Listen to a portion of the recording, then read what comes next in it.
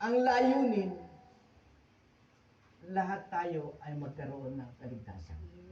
Kaya ang bawat isa sa atin na narito ngayon, tayo ba lahat ay tinanggap na natin ang Panginoong Jesucristo sa ating mga buhay? Amen. Amen. Kasi pag hindi pa natin tinatanggap ang Panginoong Jesucristo sa ating mga buhay, malamang sa hindi natin makita at makuha yung pangako ng Diyos na buhay na walang hanggan. Amen? Palakpakan po natin ang Panginoon. Kaya sa umaga pong ito, bilang tayo nga ang mga tigasunod ng ating Panginoon Jesucristo, tayo yung naturingan na ilaw ng sanlibutan ito.